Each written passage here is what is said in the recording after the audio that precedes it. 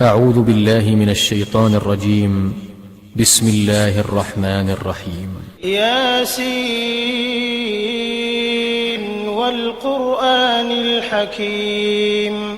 إنك لمن المرسلين على صراط مستقيم تنزيل العزيز الرحيم لتنذر قوما ما أنذر آباؤهم فهم غافلون لقد حق القول على أكثرهم فهم لا يؤمنون إنا جعلنا في أعناقهم أغلالا فهي إلى الأذقان فهم مقمحون وجعلنا من بين أيديهم سدا ومن خلفهم سدا فأغشيناهم فهم لا يبصرون وسواء عليهم أأنذرتهم أم لم تنذرهم لا يؤمنون إنما تنذر من اتبع الذكر وخشي الرحمن بالغيب فبشره بمغفرة وأجر كريم إنا نحن نحيي الموتى ونكتب ما قدموا وآثارهم وكل شيء أحصيناه في إمام مبين واضرب لهم مثلا أصحاب القرية إذ جاءها المرسلون إذ أرسلنا إليهم 2 فكذبوهما فعززنا بثالث فقالوا إنا إليكم مرسلون قالوا ما أنتم إلا بشر مثلنا وما أنزل الرحمن من شيء إن أنتم إلا تكذبون قالوا ربنا يعلم إنا إليكم لمرسلون وما علينا إلا البلاغ المبين قالوا إنا تطيرنا بكم لئن لم تنتهوا لنرجمنكم وليمسنكم منا عذاب أليم قالوا طائركم معكم أئن ذكرتم بل أنتم قوم مسرفون وجاء من أقصى المدينة رجل يسعى قال يا قوم اتبعوا المرسلين اتبعوا من لا يسألكم أجرا وهم مهتدون وما لي لا أعبد الذي فطرني وإليه ترجعون أأتخذ من دونه آلهة إن يردني الرحمن بضر لا تغن عني شفاعتهم شيئا ولا ينقذون إني إذا لفي ضلال مبين إني آمنت بربكم فاسمعون قيل ادخل الجنة قال يا ليت قومي يعلمون بما غفر لي ربي وجعلني من المكرمين وما أنزلنا على قومه من بعده من جند من السماء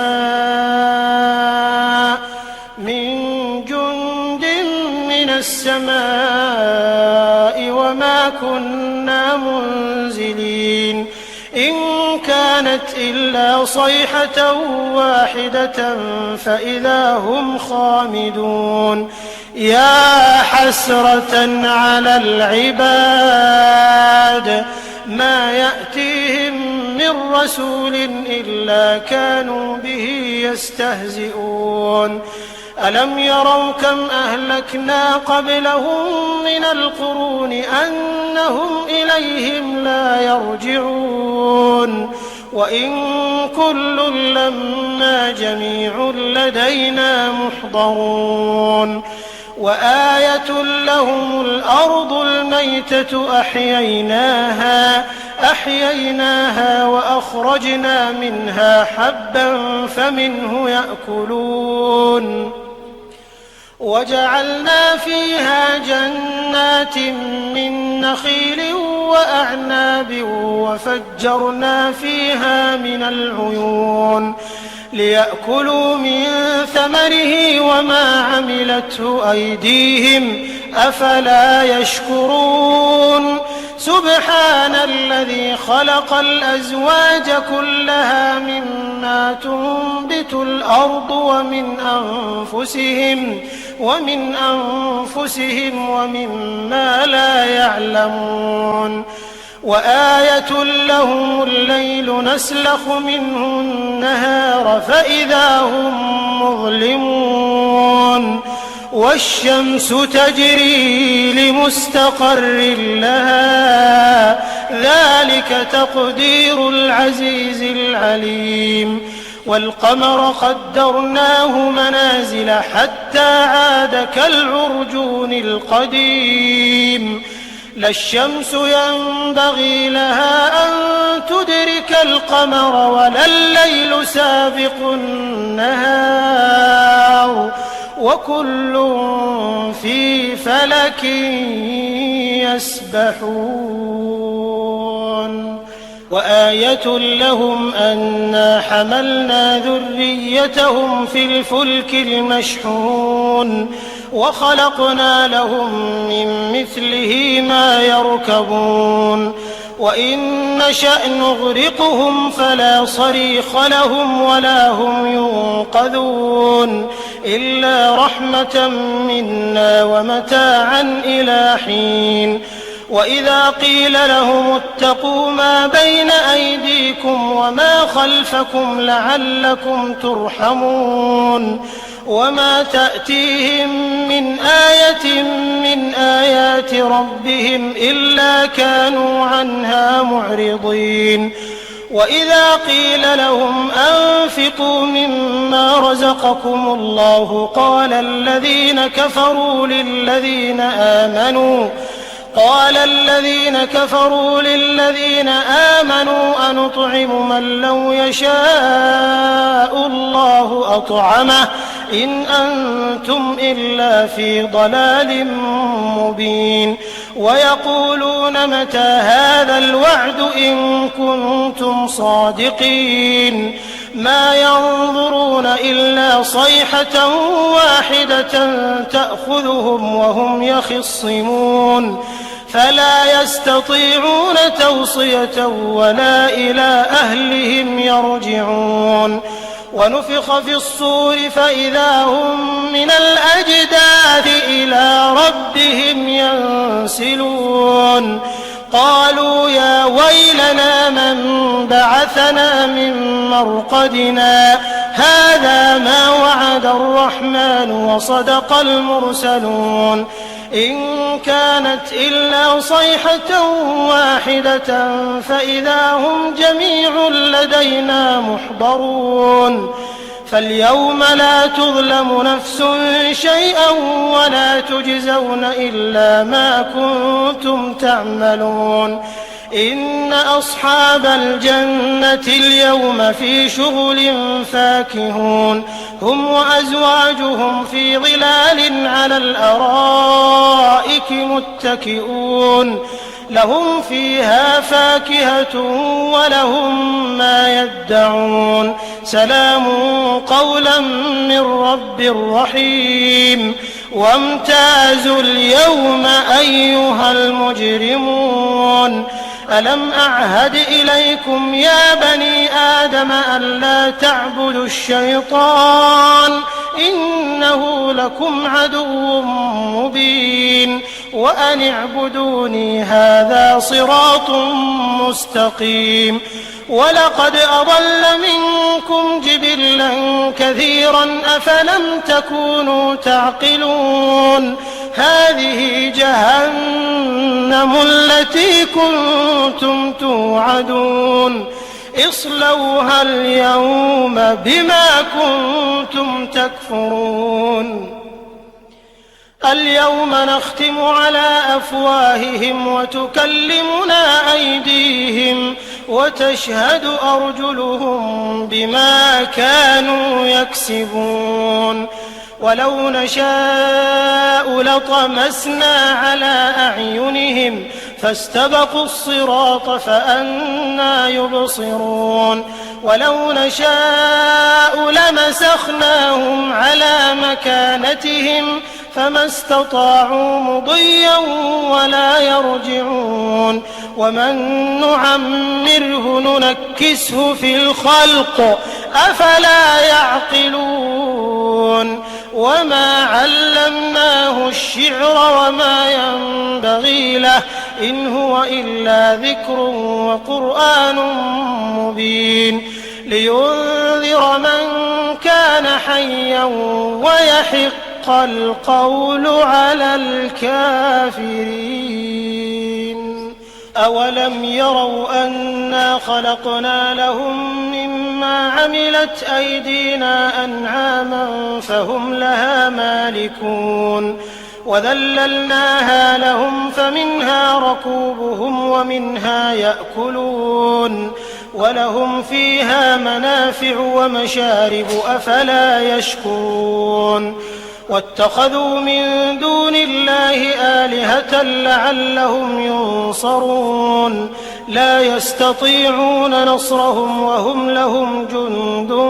محضرون فلا يحزنك قولهم إنا نعلم ما يسرون وما يعلنون أولم ير الإنسان أنا خلقناه من نطفة فإذا هو خصيم مبين وضرب لنا مثلا ونسي خلقه قال من يحيي العظام وهي رميم قل يحييها الذي أنشأها أول مرة وهو بكل خلق عليم الذي جعل لكم من الشجر الأخضر نارا فإذا أنتم منه توقدون أوليس الذي خلق السماوات والأرض بقادر على أن يخلق مثلهم بلى وهو الخلاق العليم إنما أمره إذا أراد شيئا أن يقول له كن فيكون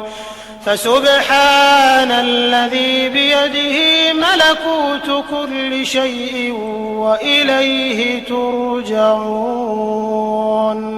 بسم الله الرحمن الرحيم إذا وقعت الواقعة ليس لوقعتها كاذبة خافضة رافعة إذا رجت الأرض رجا وبست الجبال بسا فكانت هباء منبثا وكنتم أزواجا ثلاثة فأصحاب الميمنة ما أصحاب الميمنة وأصحاب المشأمة ما أصحاب المشأمة والسابقون السابقون أولئك المقربون في جنات النعيم ثلة من الأولين وقليل من الآخرين على سرر موضونة متكئين عليها متقابلين يطوف عليهم ولدان مخلدون بأكواب وأباريق وكأس من معين لا يصدعون عنها ولا ينزفون وفاكهة مما يتخيرون ولحم طير مما مما يشتهون وحور عين كأمثال اللؤلؤ المكنون جزاء بما كانوا يعملون لا يسمعون فيها لغوا ولا تأثيما إلا قيلا سلاما سلاما. وأصحاب اليمين ما أصحاب اليمين في سدر مخضود وطلح منضود وظل ممدود وماء مسكوب وفاكهة كثيرة لا مقطوعة ولا ممنوعة وفرش مرفوعة إنا أنشأناهن إنشاء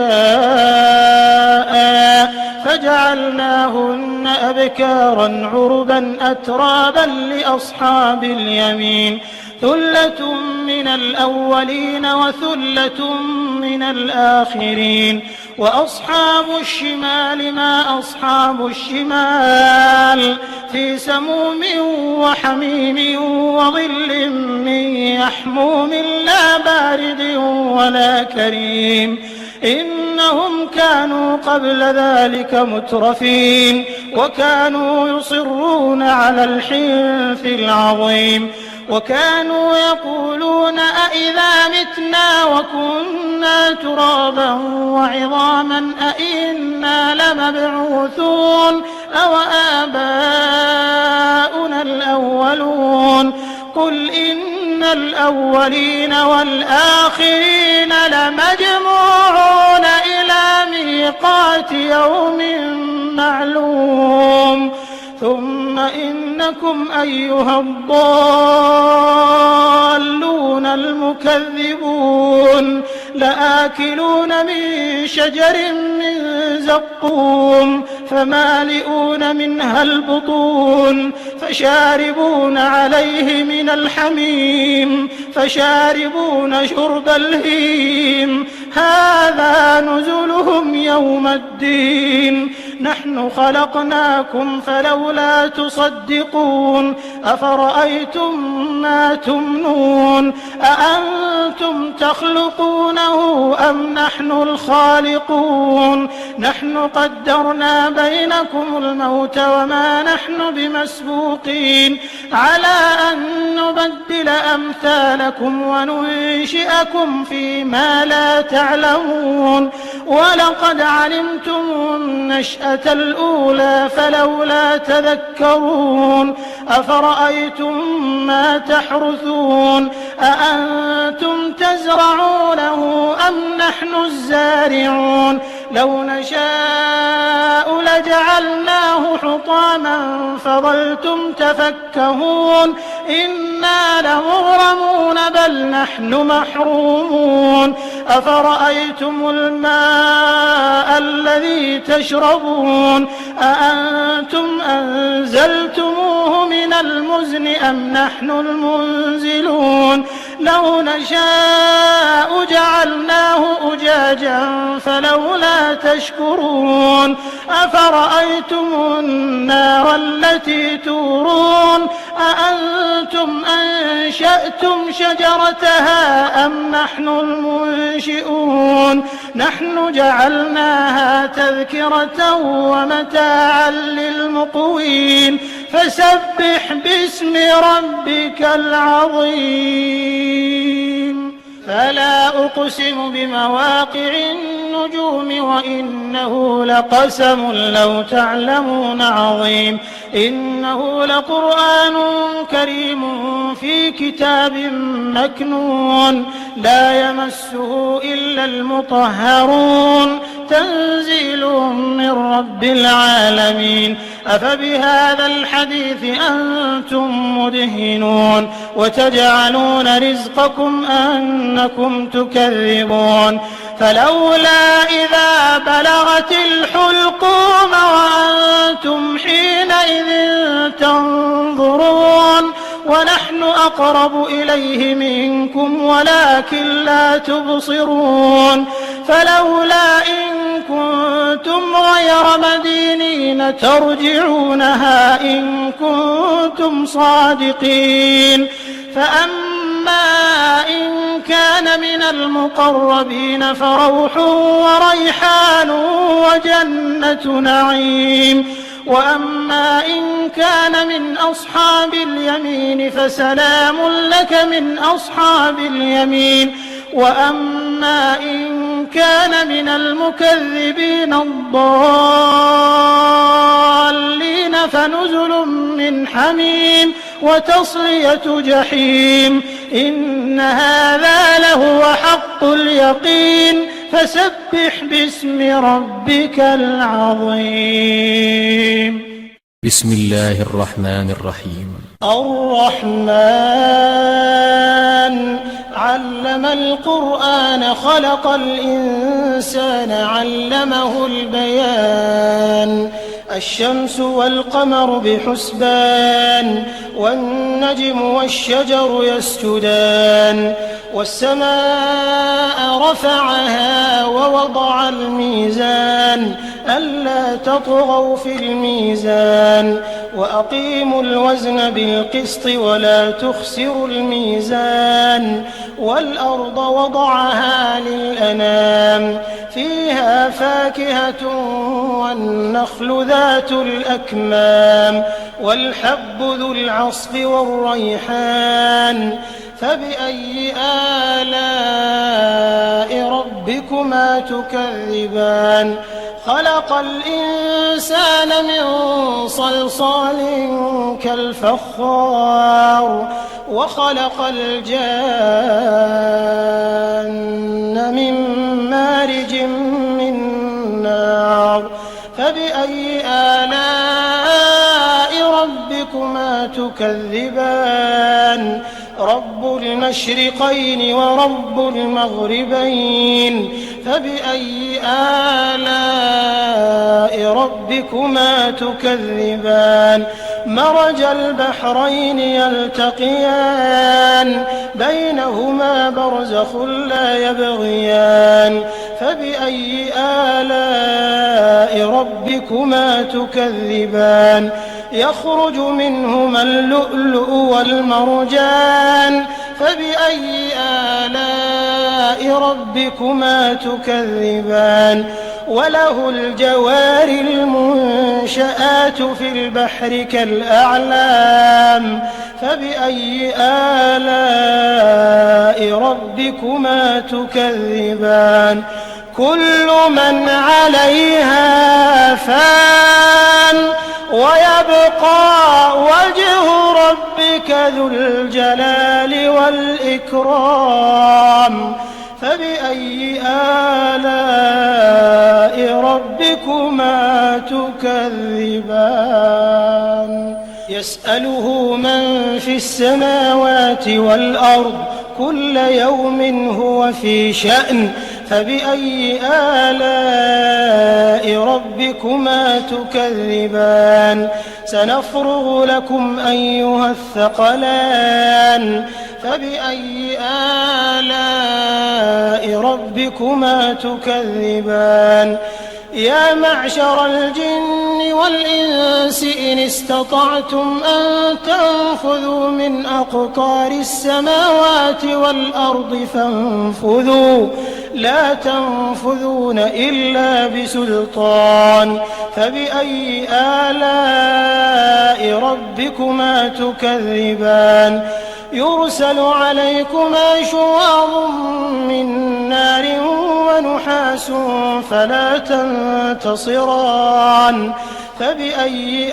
آلاء ربكما تكذبان فإذا انشقت السماء فكانت وردة كالدهان فبأي آلاء ربكما تكذبان فيومئذ لا يسأل عن ذنبه إنس ولا جان فبأي آلاء ربكما تكذبان يعرف المجرمون بسيماهم فيؤخذ بالنواصي والأقدام فبأي آلاء ربكما تكذبان هذه جهنم التي يكذب بها المجرمون يطوفون بينها وبين حميم آن فبأي آلاء ربكما تكذبان ولمن خاف مقام ربه جنتان فبأي آلاء ربكما تكذبان ذواتا أفنان فبأي آلاء ربكما تكذبان فيهما عينان تجريان فبأي آلاء ربكما تكذبان فيهما من كل فاكهة زوجان فبأي آلاء ربكما تكذبان متكئين على فرش بطائنها من استبرق وجنى الجنتين دان فبأي آلاء ربكما تكذبان فيهن قاصرات الطرف لم يطمثهن إنس قبلهم ولا جان فبأي آلاء ربكما تكذبان كأنهن الياقوت والمرجان فبأي آلاء ربكما تكذبان هل جزاء الإحسان إلا الإحسان فبأي آلاء ربكما تكذبان ومن دونهما جنتان فبأي آلاء ربكما تكذبان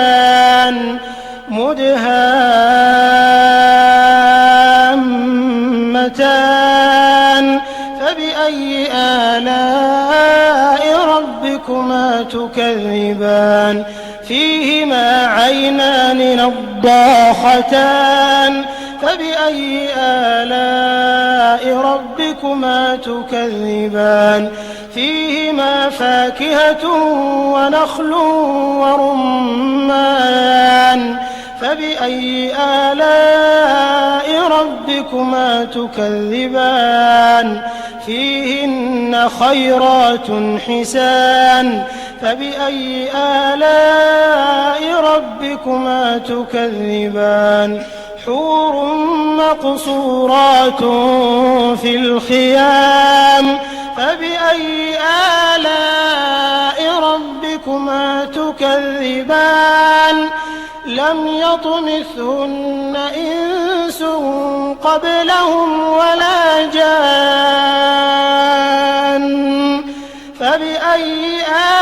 آلاء ربكما تكذبان متكئين على رفرف خضر وعبقري حسان فبأي آلاء ربكما تكذبان تبارك اسم ربك ذي الجلال والإكرام بسم الله الرحمن الرحيم تبارك الذي بيده الملك وهو على كل شيء قدير الذي خلق الموت والحياة ليبلوكم أيكم أحسن عملا وهو العزيز الغفور الذي خلق 7 سماوات طباقا ما ترى في خلق الرحمن من تفاوت فارجع البصر هل ترى من فطور ثم ارجع البصر كرتين ينقلب إليك البصر خاسئا وهو حسير ولقد زينا السماء الدنيا بمصابيح وجعلناها رجوما للشياطين وأعتدنا لهم عذاب السعير وللذين كفروا بربهم عذاب جهنم وبئس المصير إذا ألقوا فيها سمعوا لها شهيقا وهي تفور تكاد تميز من الغيظ كلما ألقي فيها فوج سألهم خزنتها ألم يأتكم نذير قالوا بلى قد جاءنا نذير فكذبنا وقلنا ما نزل الله من شيء إن أنتم إلا في ضلال كبير وقالوا لو كنا نسمع أو نعقل ما كنا في أصحاب السعير فاعترفوا بذنبهم فسحقا لأصحاب السعير إن الذين يخشون ربهم بالغيب لهم مغفرة وأجر كبير وأسروا قولكم أو اجهروا به إنه عليم بذات الصدور ألا يعلم من خلق وهو اللطيف الخبير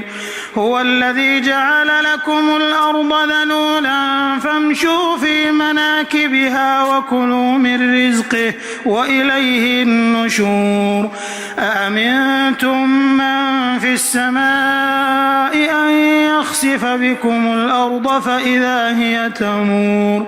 أم أمنتم من في السماء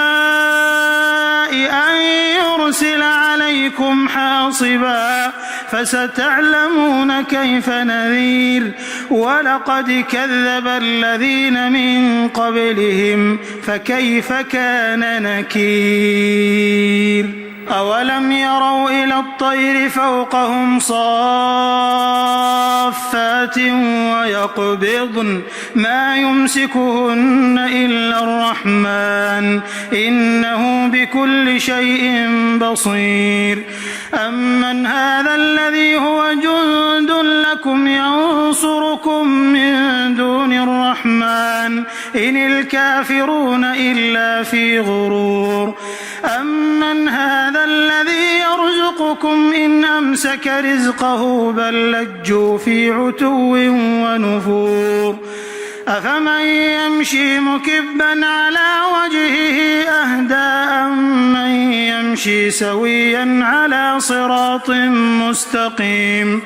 قل هو الذي أنشأكم وجعل لكم السمع والأبصار والأفئدة قليلا ما تشكرون قل هو الذي ذرأكم في الأرض وإليه تحشرون ويقولون متى هذا الوعد إن كنتم صادقين قل إنما العلم عند الله وإنما أنا نذير مبين فلما رأوه زلفة سيئت وجوه الذين كفروا وقيل هذا الذي كنتم به تدعون قل أرأيتم إن أهلكني الله ومن معي أو رحمنا فمن يجير الكافرين من عذاب أليم قل هو الرحمن آمنا به وعليه توكلنا فستعلمون من هو في ضلال مبين قل أرأيتم إن أصبح ماؤكم غورا فمن يأتيكم بماء معين أعوذ بالله من الشيطان الرجيم بسم الله الرحمن الرحيم الحمد لله الذي أنزل على عبده الكتاب ولم يجعل له عوجا قيما لينذر بأسا شديدا من لدنه ويبشر المؤمنين الذين يعملون الصالحات أن لهم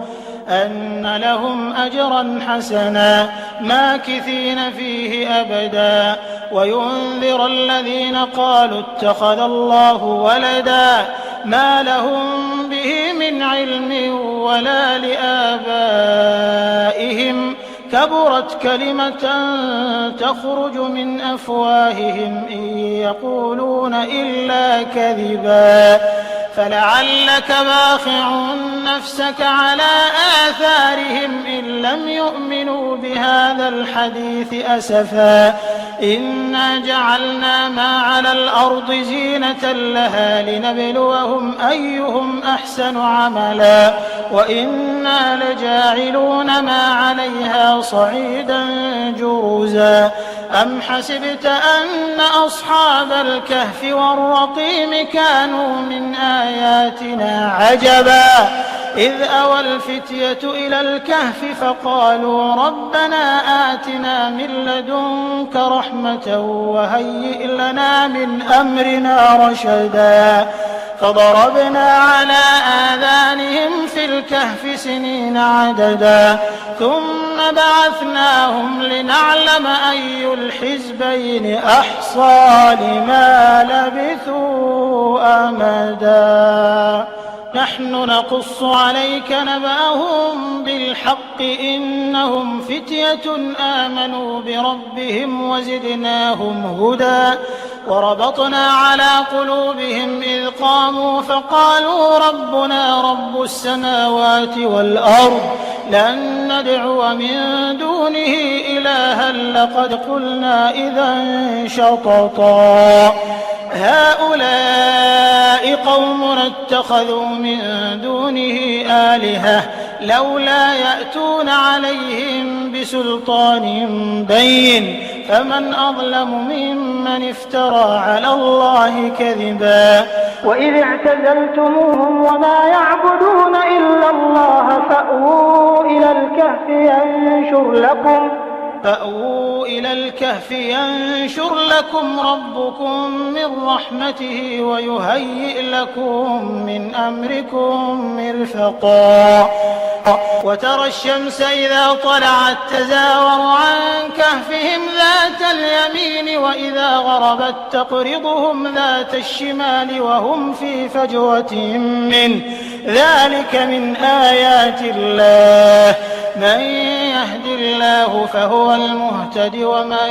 يضلل فلن تجد له وليا مرشدا وتحسبهم أيقاظا وهم رقود ونقلبهم ذات اليمين وذات الشمال وكلبهم باسط ذراعيه بالوصيد لو اطلعت عليهم لوليت منهم فرارا ولملئت منهم رعبا وكذلك بعثناهم ليتساءلوا بينهم قال قائل منهم كم لبثتم قالوا لبثنا يوما أو بعض يوم قالوا ربكم أعلم بما لبثتم فابعثوا أحدكم بورقكم هذه إلى المدينة فلينظر أيها أزكى طعاما فليأتكم برزق منه وليتلطف ولا يشعرن بكم أحدا إنهم إن يظهروا عليكم يرجموكم أو يعيدوكم في ملتهم ولن تفلحوا إذا أبدا وكذلك أعثرنا عليهم ليعلموا أن وعد الله حق وأن الساعة لا ريب فيها إذ يتنازعون بينهم أمرهم فقالوا ابنوا عليهم بنيانا ربهم أعلم بهم قال الذين غلبوا على أمرهم لنتخذن عليهم مسجدا سيقولون 3 رابعهم كلبهم ويقولون 5 سادسهم كلبهم رجما بالغيب ويقولون 7 وثامنهم كلبهم قل ربي أعلم بعدتهم ما يعلمهم إلا قليل فلا تمار فيهم إلا مراء ظاهرا ولا تستفت فيهم منهم أحدا ولا تقولن لشيء إني فاعل ذلك غدا إلا أن يشاء الله واذكر ربك إذا نسيت وقل عسى أن يهديني ربي لأقرب من هذا رشدا ولبثوا في كهفهم 300 سنين وازدادوا 9 قل الله أعلم بما لبثوا له غيب السماوات والأرض أبصر به وأسمع ما لهم من دونه من ولي ولا يشرك في حكمه أحدا واتل ما أوحي إليك من كتاب ربك لا مبدل لكلماته ولن تجد من دونه ملتحدا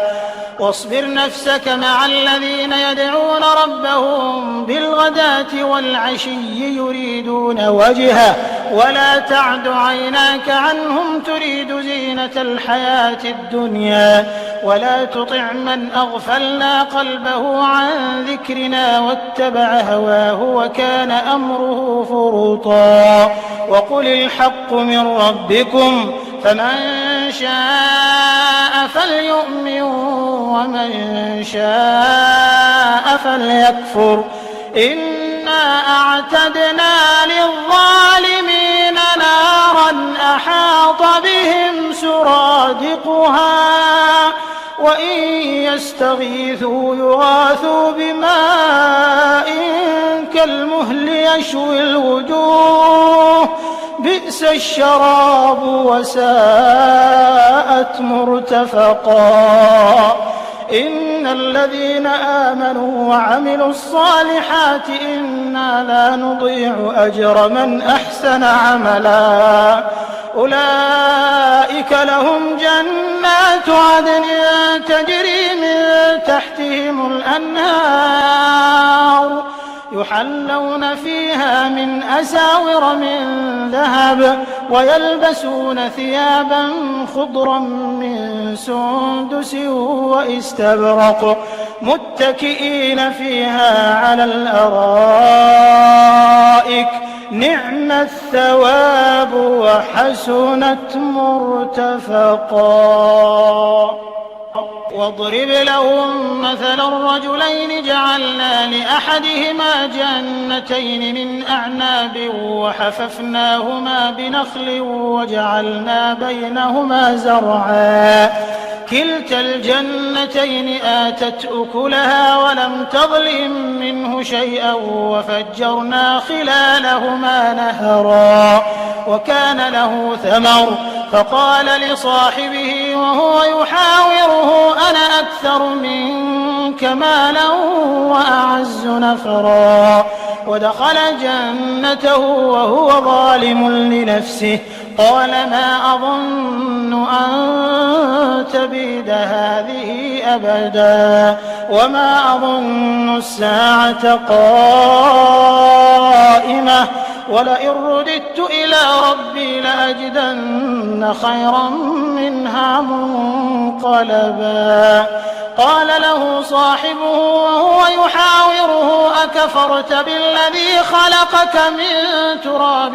ثم من نطفة ثم سواك رجلا لكن هو الله ربي ولا أشرك بربي أحدا ولولا إذ دخلت جنتك قلت ما شاء الله لا قوة إلا بالله إن ترني مالا وولدا فعسى ربي أن يؤتيني خيرا من جنتك ويرسل عليها حسبانا من السماء فتصبح صعيدا زلقا أو يصبح ماؤها غورا فلن تستطيع له طلبا وأحيط بثمره فأصبح يقلب كفيه على ما أنفق فيها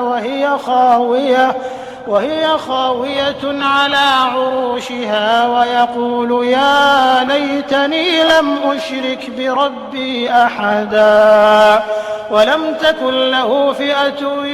ينصرونه من دون الله وما كان منتصرا هنالك الولاية لله الحق هو خير ثوابا وخير عقبا واضرب لهم مثل الحياة الدنيا كماء إن أنزلناه من السماء فاختلط به نبات الأرض فأصبح هشيما تذروه الرياح وكان الله على كل شيء مقتدرا المال والبنون زينة الحياة الدنيا والباقيات الصالحات خير عند ربك ثوابا وخير أملا ويوم نسير الجبال وترى الأرض بارزة وحشرناهم فلم نغادر منهم أحدا وعرضوا على ربك صفا لقد جئتمونا كما خلقناكم أول مرة بل زعمتم أن لن نجعل لكم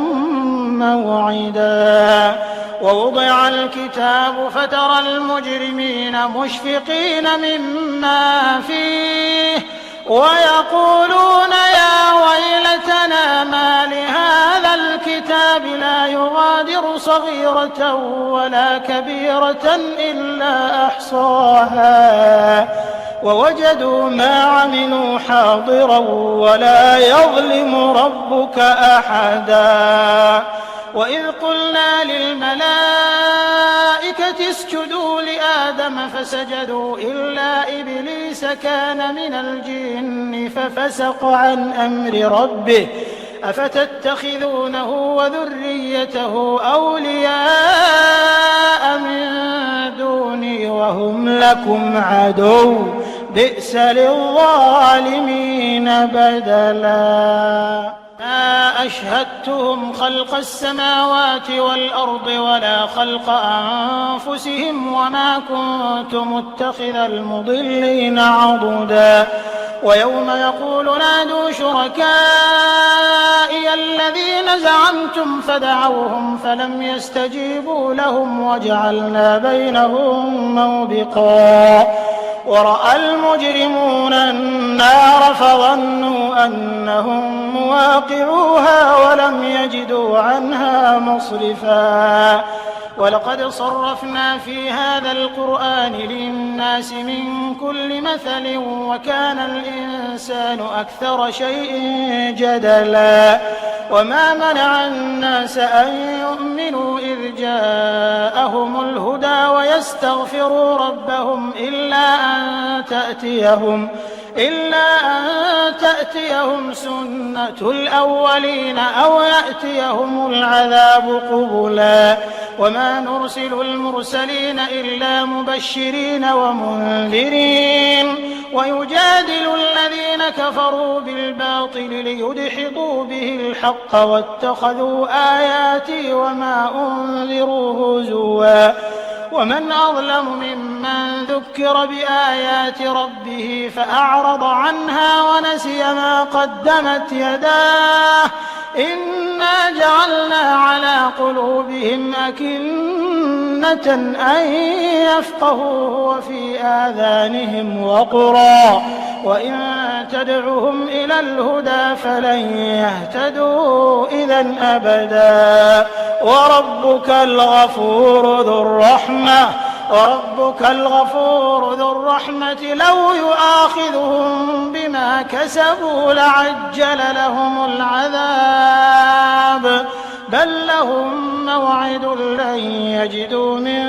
دونه موئلا وتلك القرى أهلكناهم لما ظلموا وجعلنا لمهلكهم موعدا وإذ قال موسى لفتاه لا أبرح حتى أبلغ مجمع البحرين أو أمضي حقبا فلما بلغا مجمع بينهما نسيا حوتهما فاتخذ سبيله في البحر سربا فلما جاوزا قال لفتاه آتنا غداءنا لقد لقينا من سفرنا هذا نصبا قال أرأيت إذ أوينا إلى الصخرة فإني نسيت الحوت وما أنسانيه إلا الشيطان أن أذكره واتخذ سبيله في البحر عجبا قال ذلك ما كنا نبغ فارتدا على آثارهما قصصا فوجدا عبدا من عبادنا آتيناه رحمة من عندنا وعلمناه من لدنا علما قال له موسى هل أتبعك على أن تعلمني مما علمت رشدا قال إنك لن تستطيع معي صبرا وكيف تصبر على ما لم تحط به خبرا قال ستجدني إن شاء الله صابرا ولا أعصي لك أمرا قال فإن اتبعتني فلا تسألني عن شيء حتى أحدث لك منه ذكرا فانطلقا حتى إذا ركبا في السفينة خرقها قال أخرقتها لتغرق أهلها لقد جئت شيئا إمرا قال ألم أقل إنك لن تستطيع معي صبرا قال لا تؤاخذني بما نسيت ولا ترهقني من أمري عسرا فانطلقا حتى إذا لقيا غلاما فقتله قال أقتلت نفسا زكية بغير نفس لقد جئت شيئا نكرا قال ألم أقل لك إنك لن تستطيع معي صبرا قال إن سألتك عن شيء بعدها فلا تصاحبني قد بلغت من لدني عذرا فانطلقا حتى إذا أتيا أهل قرية استطعما أهلها فأبوا أن يضيفوهما فوجدا فيها جدارا يريد أن ينقض فأقامه قال لو شئت لاتخذت عليه أجرا قال هذا فراق بيني وبينك سأنبئك بتأويل ما لم تستطع عليه صبرا أما السفينة فكانت لمساكين يعملون في البحر فأردت أن أعيبها وكان وراءهم ملك يأخذ كل سفينة غصبا وأما الغلام فكان أبواه مؤمنين فخشينا أن يرهقهما طغيانا وكفرا فأردنا أن يبدلهما ربهما خيرا منه زكاة وأقرب رحما وأما الجدار فكان لغلامين يتيمين في المدينة وكان تحته كنز لهما وكان أبوهما صالحا فأراد ربك أن يبلغا أشدهما ويستخرجا كنزهما رحمة من ربك وما فعلته عن أمري ذلك تأويل ما لم تسطع عليه صبرا ويسألونك عن ذي القرنين قل سأتلو عليكم منه ذكرا إنا مكنا له في الأرض وآتيناه من كل شيء سببا فأتبع سببا حتى إذا بلغ مغرب الشمس وجدها تغرب في عين حمئة ووجد عندها قوما قلنا يا ذا القرنين إما أن تعذب وإما أن تتخذ فيهم حسنا قال أما من ظلم فسوف نعذبه ثم يرد إلى ربه فيعذبه عذابا نكرا وأما من آمن وعمل صالحا فله جزاء الحسنى وسنقول له من أمرنا يسرا ثم أتبع سببا حتى إذا بلغ مطلع الشمس وجدها تطلع على قوم لم نجعل لهم من دونها سترا كذلك وقد أحطنا بما لديه خبرا ثم أتبع سببا حتى إذا بلغ بين السدين وجد من دونهما قوما لا يكادون يفقهون قولا قالوا يا ذا القرنين إن يأجوج ومأجوج مفسدون في الأرض فهل نجعل لك خرجا على أن تجعل بيننا وبينهم سدا قال ما مكني فيه ربي خير فأعينوني بقوة أجعل بينكم وبينهم ردما آتوني زبر الحديد حتى إذا ساوى بين الصدفين قال انفخوا حتى إذا جعله نارا قال آتوني أفرغ عليه قطرا فما استطاعوا أن يظهروه وما استطاعوا له نقبا قال هذا رحمة من ربي فإذا جاء وعد ربي جعله دكا وكان وعد ربي حقا وتركنا بعضهم يومئذ يموج في بعض ونفخ في الصور فجمعناهم جمعا وعرضنا جهنم يومئذ للكافرين عرضا الذين كانت أعينهم في غطاء عن ذكري وكانوا لا يستطيعون سمعا أفحسب الذين كفروا أن يتخذوا عبادي من دوني أولياء إنا أعتدنا جهنم للكافرين نزلا قل هل ننبئكم بالأخسرين أعمالا الذين ضل سعيهم في الحياة الدنيا وهم يحسبون أنهم يحسنون صنعا أولئك الذين كفروا بآيات ربهم ولقائه فحبطت أعمالهم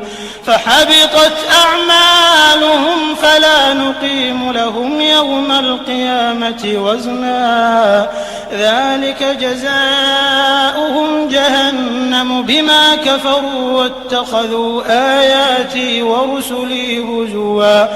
إن الذين آمنوا وعملوا الصالحات كانت لهم جنات الفردوس نزلا خالدين فيها لا يبغون عنها حولا قل لو كان البحر مدادا لكلمات ربي لنفد البحر قبل أن تنفد كلمات ربي ولو جئنا بمثله مددا قل إنما أنا بشر مثلكم يوحى إلي أنما إلهكم إله واحد فمن كان يرجو لقاء ربه فليعمل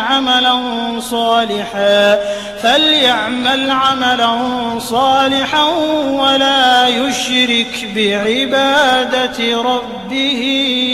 أحدا.